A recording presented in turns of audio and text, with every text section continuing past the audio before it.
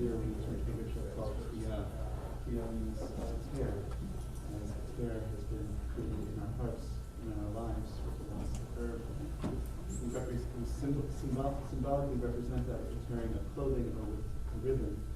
So I'll ask you to repeat the blessing after me, either standing and together, understanding that this is a difficult life that we travel through together and offer support to one another.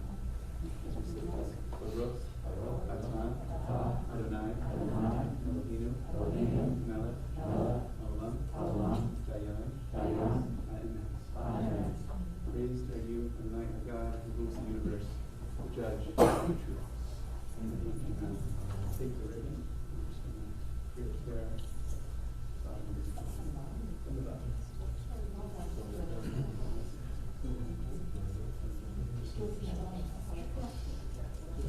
As we learn in the book of Job, Adonai Natan, Adonai Lakach, Yehi Shem, Adonai Barach, God has given and God has taken away. So we thank God for all of the wonderful years He has been.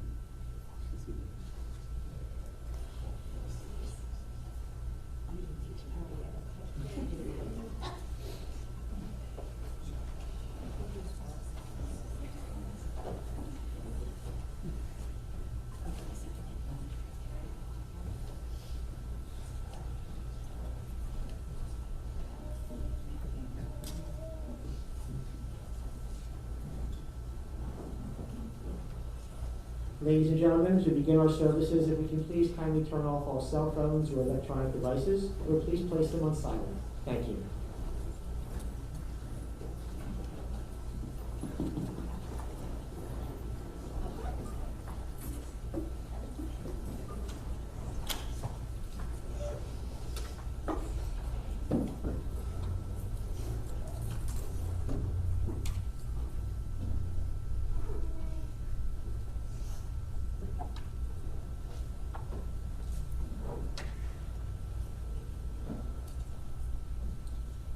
Kirachem al banim, richem Adonai al yirei av.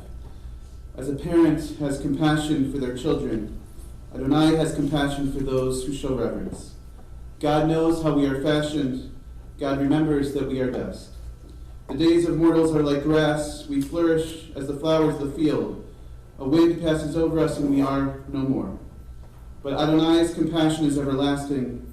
God's kindness to children's children endures age after age, unchanging. We gather this morning to both honor and celebrate and remember the magnificent life of Irving Wolf, Zichrono Livracha. And while this is indeed an opportunity to celebrate a life well lived, it's also, we know, a difficult moment for all of us, especially for Irving's family. And in moments of loss such as this one, for generation upon generation, our people have turned to the ancient words of our traditions, specifically to the words of Psalms for comfort, and that is how we will begin this morning.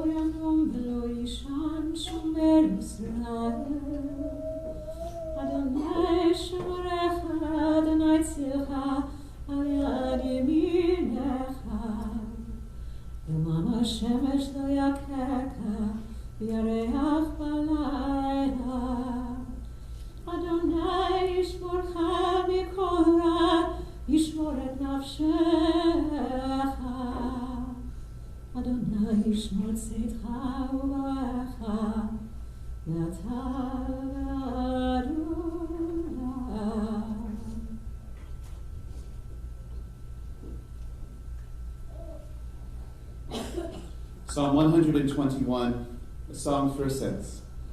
I lift up my eyes to the mountains. From where does my help come? My help comes from Adonai, maker of heaven and earth. Adonai will not let your foot give way. Your guardian will not slumber. The guardian of Israel neither slumbers nor sleeps. Adonai is your protection, a guardian at your right hand. By day the sun will not strike you, nor the moon by night. Adonai will guard you from evil and will guard your soul. Adonai guards your going and coming, now and forever. Mizmor LeDavid, Adonai ro'i lo echsar. Binodesha yarbikseni almei menuchot inahaleni. Nafshi yeshovev, yanchini b'madlei tzedek leman shema. Gam ki elech b'geit salmavet, lo irara ki ata imadi. Shivtecha umishantecha hema yenachamuni. Taroch lefanai shulchan neged sorarai. Dishanta b'Hashem en roshi kosi b'bayah. Ach tov v'chesed yerdefuni kol yemei chayai. V'shavti b'beit Adonai la'orech yamin. Those were the Hebrew words of Psalm 23, also known as the Shepherd's Psalm, a psalm that we turn to and that offers us words of comfort during a difficult moment such as this one. Please join me in the English of Psalm 23. The Lord is my shepherd, I shall not want. He maketh me to lie down in green pastures. He leadeth me beside the still waters. He restoreth my soul. He guideth me in straight paths for his name's sake. Yea, though I walk through the valley of the shadow of death, I will fear no evil, for thou art with me. Thy rod and thy staff, they comfort me. Thou preparest a table before me in the presence of mine enemies. Thou hast anointed my head with oil, my cup runneth over. Surely goodness and mercy shall follow me all the days of my life, and I shall dwell in the house of the Lord forever. In Synagogue, according to our yearly Torah reading cycle, we're currently reading from the book of Genesis, from the book of Breshit. And it's already in the book of Genesis, as we are reading, that it's the tradition of our people that when we lose a loved one, members of the family, those closest to that loved one, step forward to offer words of memory and eulogy, and that's exactly what we will do right now, as we're going to be hearing from members of Irv's family. So first, we'll hear words of memory from his son Ryan, and then from four of his grandchildren, Lindsay, Aaron, Jake, and then Sydney. Ryan.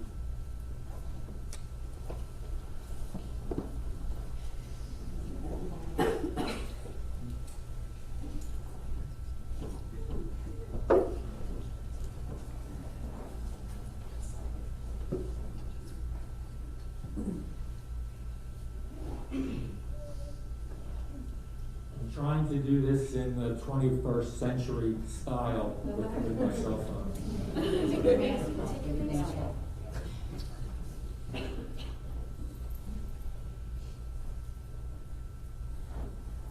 Hi, Arai. Hello. That's how he would always pretty much greet me. That's actually not part of the eulogy, but I just had to throw that in. Anyone who knew my dad, even if it was just for 1 hour, grew to love him. Today, we are going to hear why we had one of the greatest fathers who have ever lived. It's easy for us to know it because we are his kids and we're subjective. But when we often hear this stated by others, whether by neighbors, friends, acquaintances, and even strangers, they are objective accounts that we use to confirm our belief.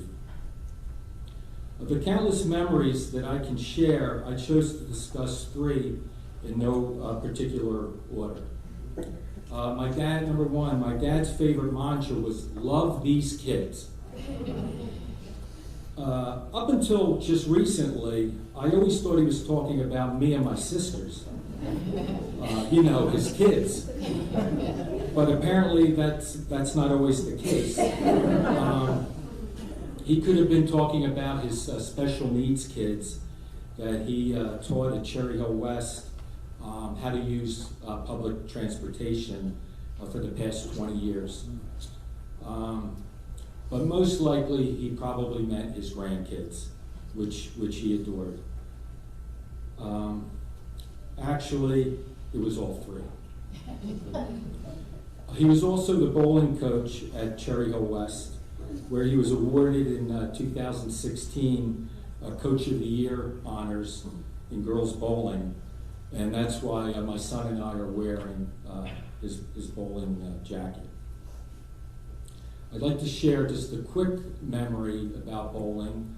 My son Aaron played for Cherry Hill East, and my dad coached at Cherry Hill West. So naturally there's a rivalry there. Not only grandson and grandfather, but the schools. And those of you that know bowling, when you get to like 11 strikes in a row, you have a potential of bowling a perfect game. So, Aaron did that. He bowled 11 strikes in a row and down to the last shot. And long story short, he bowled an 8. But I was staring at my dad just to see how he would react. And he was just so proud of him, even though he was bowling for the other team. But it's just a memory that just stood in my mind, up until today. Another quick bowling story. My father coordinated a tournament, Scotch doubles. And for those of you who may not know that, it's like a mixed gender partner, a team. And this would be held at the Cherry Hill Playdrome, I don't know how many years ago.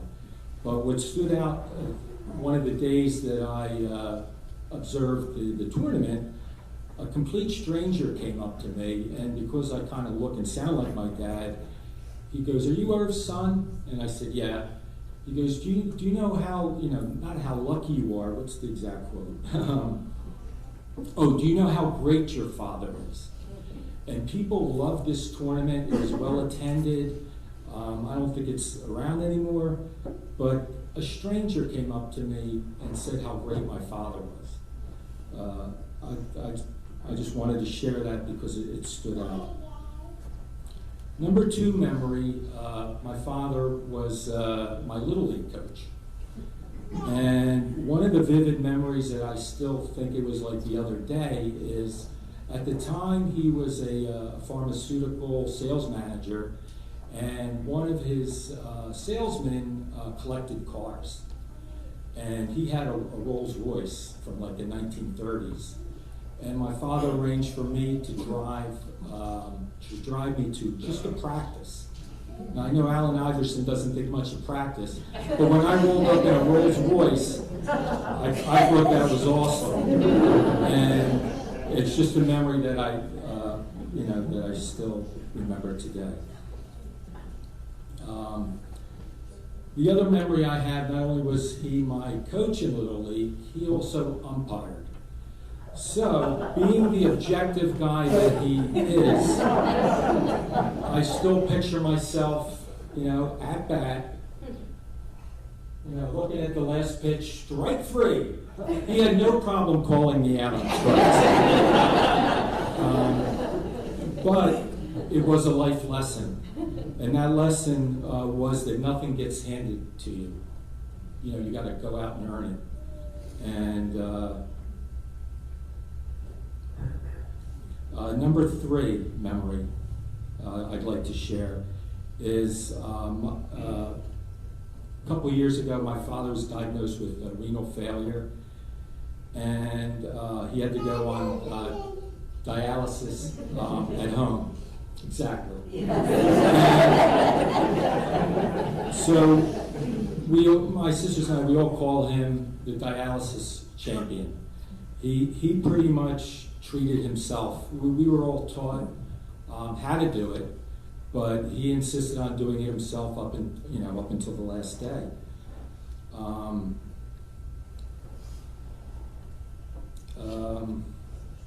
So that showed he had a strong will to live. He never gave up one bit. It was just his time for God to reunite him with my mom. Finally, I just want to share a little story. It just happened just the other day, the day he passed. Just to let you know, he didn't suffer one minute. When he finally made it to the ICU, he was really only there an hour. So we spoke to the nurse, the ICU nurse, who only knew him for an hour, and that's where I kind of go back full circle to my first sentence of the eulogy, was that it could only take 1 hour to know my dad, or love my dad. And I wrote down this quote as soon as she said it, and I quote, "If I had to give him a dialysis treatment, he probably would show me how to do it," which is absolutely true, but I don't know how she knew that in such a short time. Or maybe he would say, "You're doing it wrong," or something along those lines. Yet he only spent an hour in the ICU, yet it was enough time to make one more friend. She made his last moments comfortable by holding his hand with compassion. The only thing for certain that I knew about this eulogy was I was going to use a psalm that became familiar to me during my junior year of college, which I spent in Israel. And I don't think you used it, so whatever.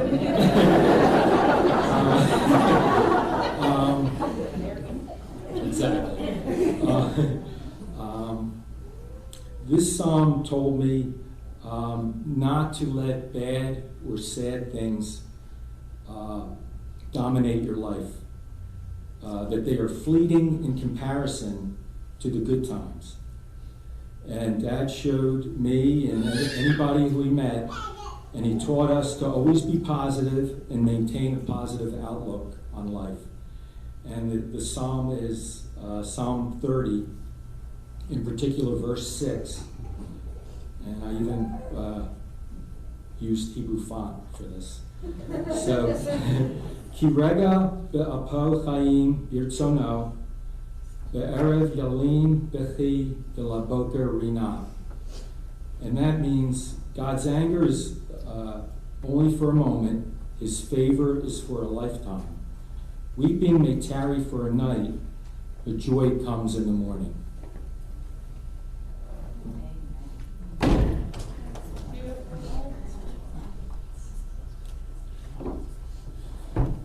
Thank you, Ryan. And I now understand even better why they call you Super Jew and Rabbi Ryan. He's not afraid to look at the rabbi and say, whatever. Lindsay. Sure, you guys come up together.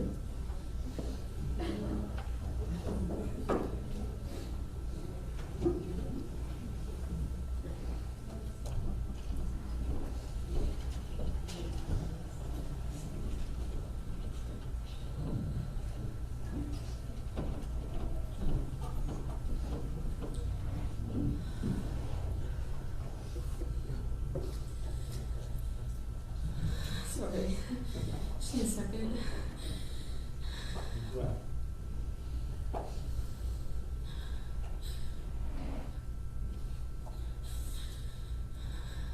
87 years, 1 month, and 11 days. That's how long Irving Lewis Wolf was on this earth. And that might be the only quantifiable thing about him. The amount of people that his contagious smile infected is infinite. If you're in this room right now, then you're here because you know my pop-up was a really special guy.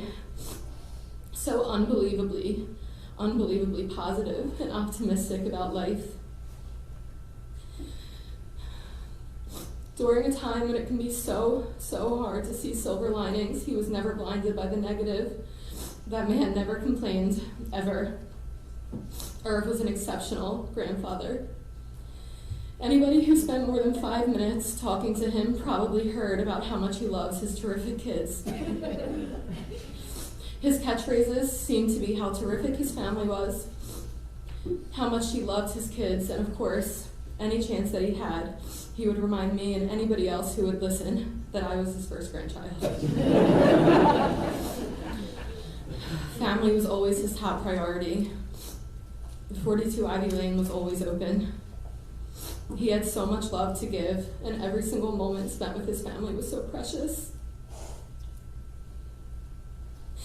It wasn't uncommon to see him at any family gathering, watching all of us together with a smile on his face and tears welling up in his eyes, because he knew. The thing that I take away most from my incredible Pop is that we don't have regrets. My family loves hard. We tell each other I love you all the time. We're affectionate. We stay in touch constantly.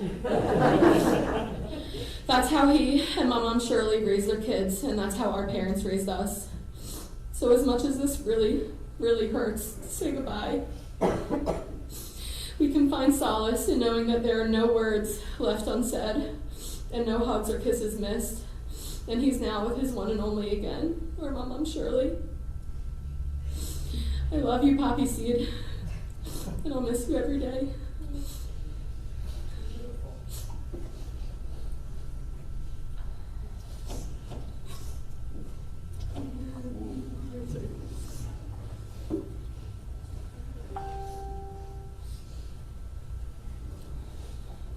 So we're all here today to celebrate a long and wonderful 87 years of my Papa Bird's life. And there were a few special memories I wanted to share with you all that truly give you a clearer picture of how special he was. So growing up, I was an avid baseball player, and our Papa came to so many of our games all over those years, and I know this is true for my sister and my cousins as well. Some grandparents would simply show up to support their grandkids, and some didn't show up to games at all. However, Papa was different. For those of you that knew him well, you knew how much he loved baseball. Papa combined his love for his grandkids with his love for baseball. If there were runners in scoring position, you'd likely hear, "Ducks on the pond." And for that poor kid that missed the cutoff man getting the ball back in the field, Papa would let him know. "Hit the cutoff, number 9. As a child, I was hiding my face in my glove, or complaining to my dad after the game that Papa has to stop commenting so often. But now I look back on those moments and feel blessed to have had him to support me so often and actually care while he was there, immersed in the games as if they were the World Series. As I got older, Papa introduced me to one of my favorite sports, bowling. Even before I started bowling, I could attend Cherry Hill West matches where I felt as if I were related to a celebrity. Everyone, and I mean everyone, knew Papa and loved him like family. His kind-hearted nature radiated throughout the bowling alley and through the bowlers that were so grateful to have him as a role model, a coach, a father, or grandfather-like figure. When he wasn't there, people of all ages would ask, "Where's Irv? Is Irv coming? Or is your Papa stopping by today?" I think the main reason I loved bowling so much was for the camaraderie and family-like relationships that he built over the years. And Papa built that foundation for me, and it's yet another reason why I'm so lucky to call him my grandfather. When my mom passed, she not only left a gaping hole in all our hearts, but also an open seat at the Broadway Theater of Pittman.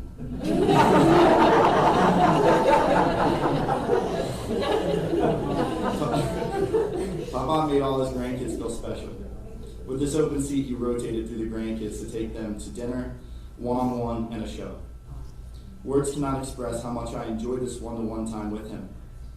We would catch up over a nice dinner, where he would want me to share anything new and exciting in my life. Even if some or most of my news wasn't that exciting, he always looked so pleased to be up to date with what I was up to. And then in the theater, he'd be greeted by the usuals, and he would proceed to brag to them about me, as I imagine he did for my sister and all my cousins.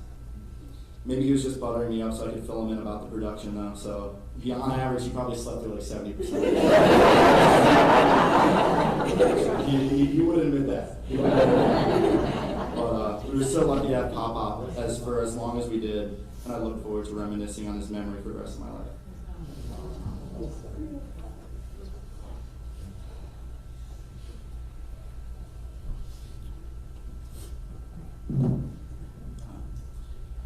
Pop-Up Irv was the sweetest man I've ever known.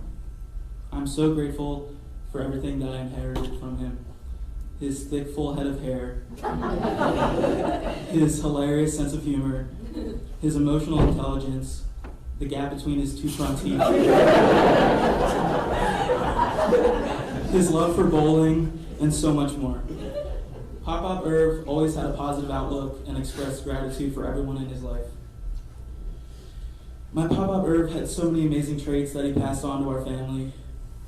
His relationship with Mom Shirley was so healthy and happy. Their strong bond set the foundation for our whole family to form strong bonds with each other. Pop-Up Irv was very openly affectionate too. All of his children and grandchildren inherited that from him, and the amount of love and support our family has for each other can be attributed to the example Pop-Up Irv set throughout his life. His jokes and puns always made me laugh so hard as a kid, and his witty sense of humor had a big influence on me. I remember the jokes my Pop-Up Irv taught me as a kid forever. I remember him for his kindness, his calmness, his contagious smile, funky fashion sense, and the unconditional and uninhibited love he shared for everyone who had the privilege of getting close to him. Pop-Up Irv, the hugs and kisses you gave us were unbeatable. Even though you have moved on from this realm, you will always be with me in my heart. My memory of you symbolizes compassion and unconditional love. I'm so grateful for you raising an incredibly kind and loving family, and I will miss you so, so much. One day we can all reunite again for another unbeatable hug. I love you, Pop-Up, and thank you so much for making a beautiful family, a beautiful life possible for our family.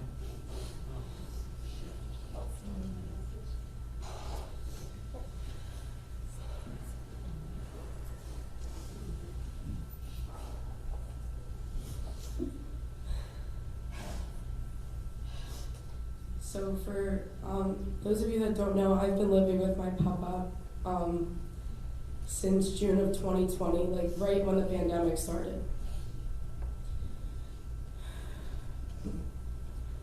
And my thoughts flow better in poetry. If you remember, 6.5 years ago when my grandmother passed away, I wrote a poem in her honor, and I wrote one for my Pop-Up too. So it's called Poppy Seed.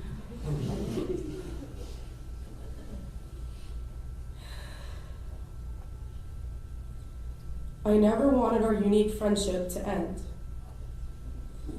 I never truly knew what numbness and loneliness felt like until I walked into our empty house. No hello, greeting me at the front door.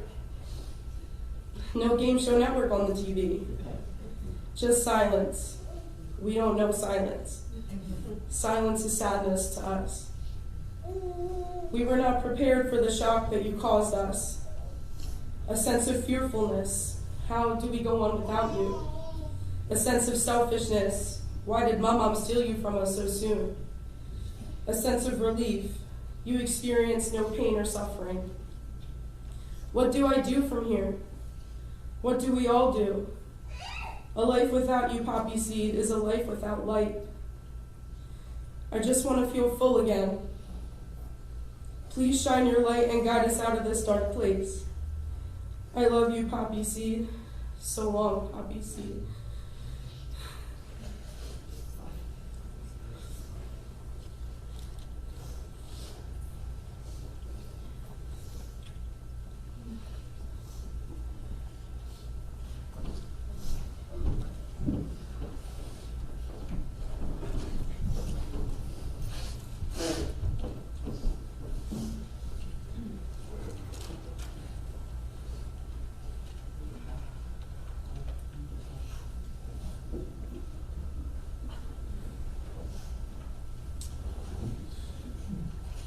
Thank you, Ryan and Lindsay and Aaron and Jake and Sydney, for those beautiful words that I think very much represented and symbolized and carried forth the light that Irv, that Poppy Seed, brought to the world.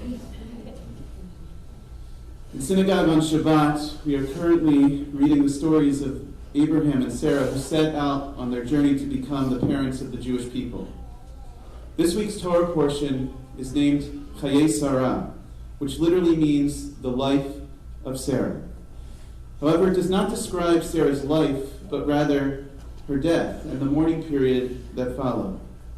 Sarah lived to the age of 127. However, rather than simply stating her age, the Torah tells us that the sum of her life totaled 100 years, 20 years, and 7 years. Why? The famous medieval commentator Rashi suggests that it is written out in this way to emphasize that all of the years of Sarah's life were for good. Rashi doesn't mean that only good things happened to Sarah, for we know that was not the case. Rather, all of the years of Sarah's life were good because Sarah was determined to make them good. And we can certainly say the same thing about Irving Wolf. How striking it was yesterday when I first sat down with his children, with Ryan and Ellen and Leslie and Bonnie, that one of the first things they said was, quote, "If you know Irv, you know that he lived his life to the fullest every hour of every day. 87 years, 1 month, and 11 days. Hear the similarity? Irv had the incredible ability and drive, like Sarah, to make every year, every month, and even every hour good through his optimism, tremendous sense of joy, and his deep love of family. To Irv's family, to his siblings, Diana and Carl, his children, Ryan, Ellen, Leslie, and Bonnie, as well as their spouses, Dina, Stephen, Alan, and Scott, and of course to his grandchildren, Aaron, Maddie, Lindsay, Jake, Sydney, Miranda, and Zach. We are so sorry for your loss, and we surround you with support and love during this difficult time. I know Irv brought so much goodness to your lives, and please know that you in turn brought love and joy to him. You made his life good. Irving Wolf was born to Harry and Yetta Wolf on September 15, 1934, in Philadelphia. He was the middle child with 4 siblings, Theodore and Marilyn of blessed memory, as well as Diana and Carl. Irv was not raised in a particularly observant household, but he was one of the first students to attend Akiba Hebrew Academy in Philadelphia. It was there that he got what the family affectionately refers to as the mutated gene, what they call vitamin J. Can't make this stuff up. The Jewish vitamin. And he developed a love for Judaism. We've already seen demonstrated today that Ryan too has this vitamin J gene. A link he always proudly shared with his father. After high school in 1952, Irving joined the Navy, and upon completion of his service, he attended the University of Pennsylvania, where he majored in biomedical studies. He was truly a Renaissance man with many interests and talents. He had a long and storied career, which shifted paths several times. Upon graduating from Penn, Irv worked in pharmaceutical sales, and he eventually worked his way up to pharmaceutical sales management, a career that had him traveling the world for many years. Irv then switched careers and became a businessman. He simultaneously owned 2 companies, a landscaping business and a billiard hall. And then from 1982 to 1998, partnered with 2 friends, Irv owned and ran a liquor store in Camden, which Ryan, Ellen, Leslie, and Bonnie all told me they have fond memories working at through high school and college. And finally, in 2000, Shirley said to Irv, if you want to stay young, you need to work with kids. So he decided to go to travel school, where he learned the travel industry. He became a substitute teacher in the Cherry Hill School District, but that did not last long as the school quickly figured out how incredible he was, and they created a position for him at Cherry Hill West. And as we heard, Irv became the district travel trainer for special needs students. And he helped them learn how to use public transportation to get to their jobs. And of course, he also became the school's beloved bowling coach. Irving loved to work and was passionate about his many careers and the people he got to help every day.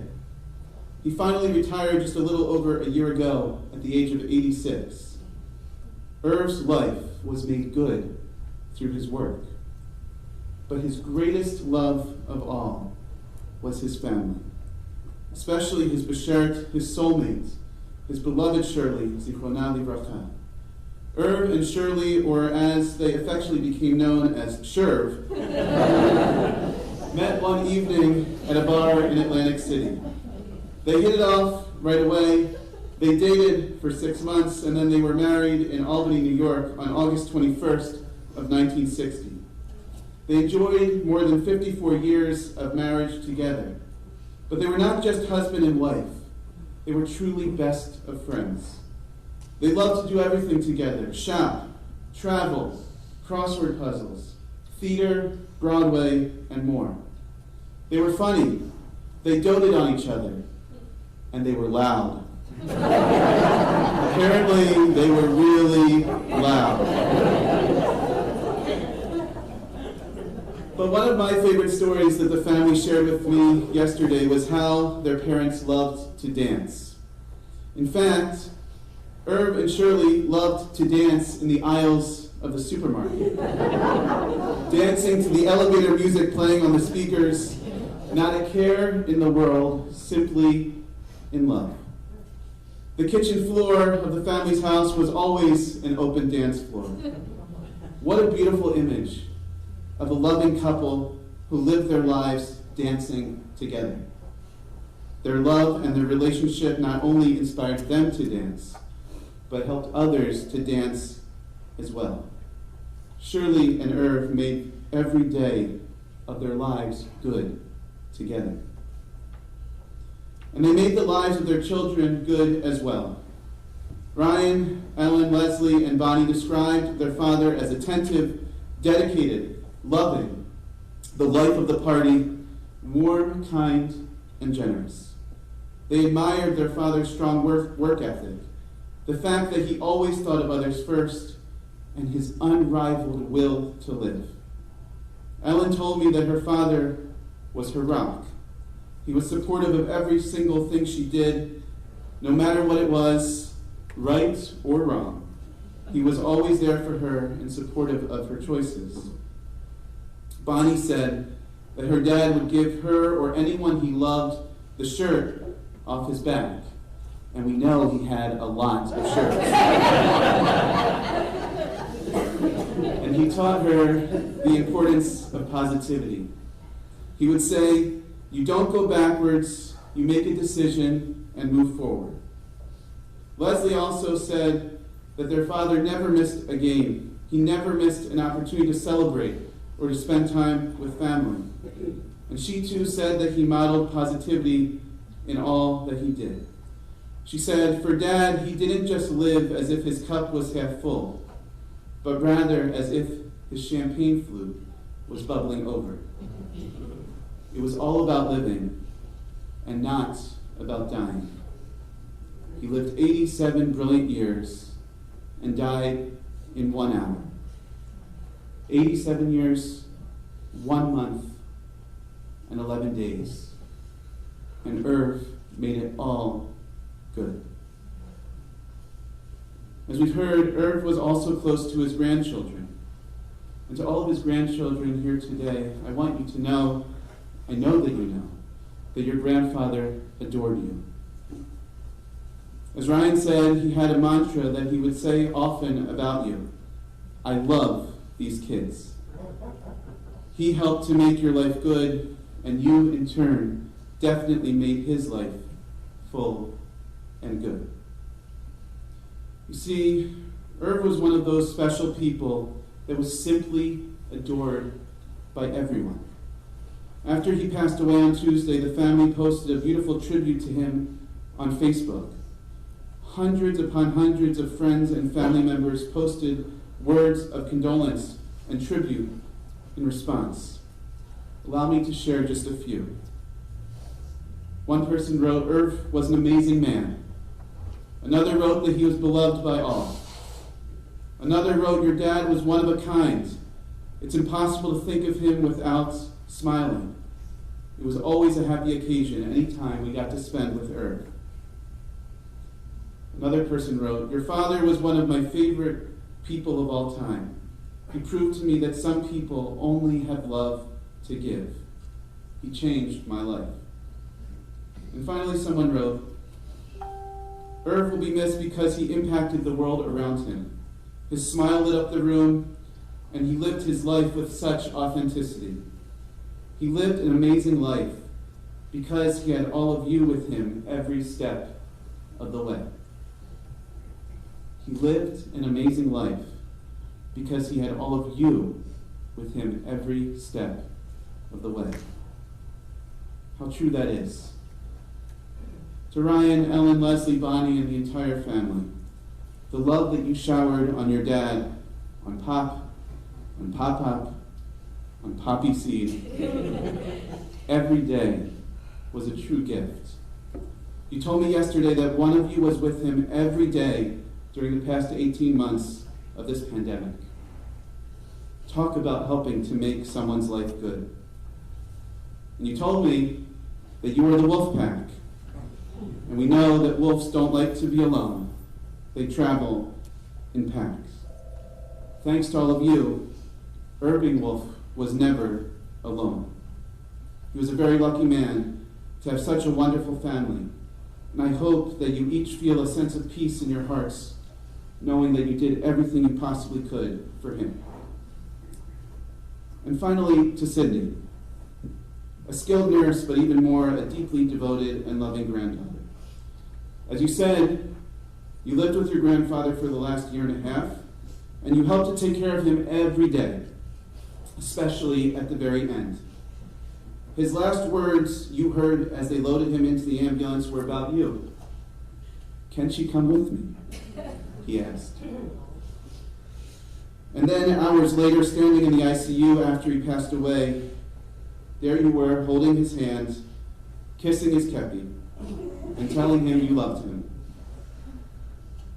You brought your grandfather tremendous comfort in those last moments. So I guess the answer to Irv's question is yes. You can come with him, and he will remain with you, with all of you. Though through wonderful memories, his brilliant, radiant smile, and the positivity and goodness which he lives by every day. And I know that you do as well. And it's because of that that we know that his memory will always be for a blessing. Al Mikomo Yavo B'Shalom. May Irving Wolf go unto God in peace. Amen. Please rise for a memorial prayer.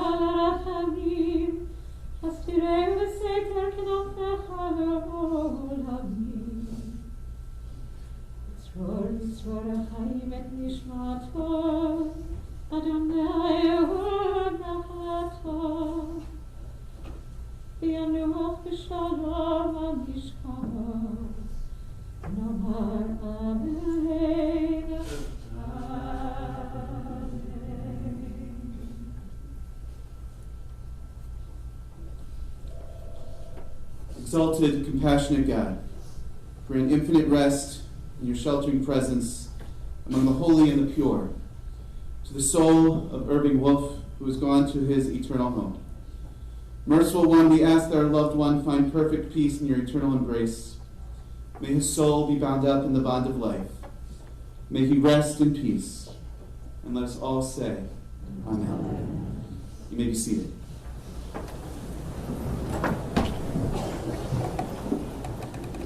Following our service this morning, we will be traveling to Locustwood Memorial Park for the interment, and then upon leaving Locustwood, the family will be beginning the process of sitting Shiva. Shiva will be sat at the home of Ellen and Stephen Schulman. It's 31 Terra Drive in Mount Laurel.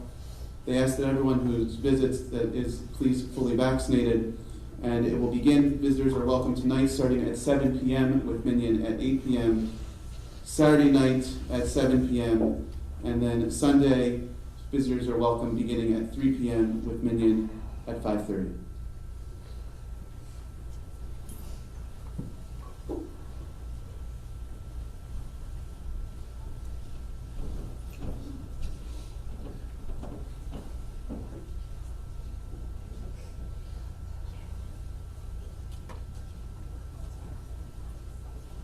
We have the pallbearers, please.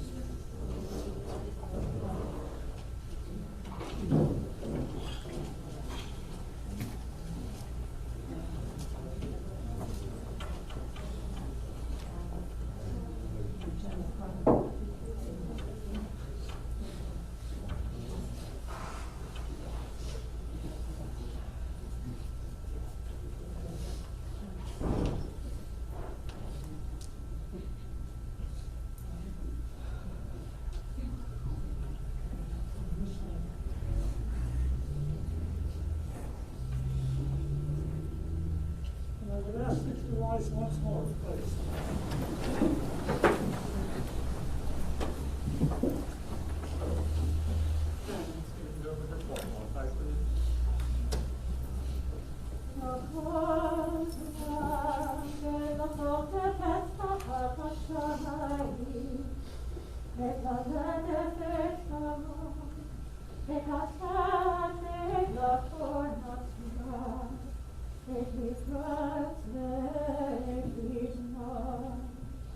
The season is set for everything, a time for every experience under heaven. A time to be born and a time to die. A time for planting and a time for uprooting. A time for hurting and a time for healing. A time for tearing down and a time for building up.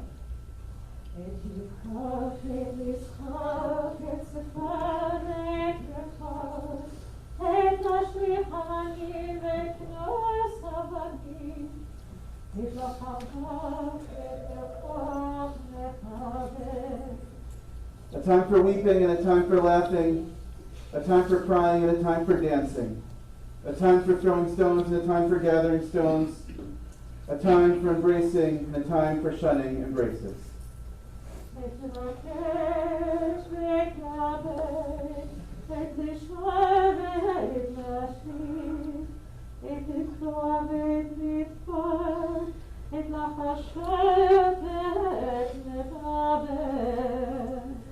A time for seeking and a time for losing, a time for keeping and a time for letting go, a time for ripping and a time for sewing, a time for speaking and a time for silence.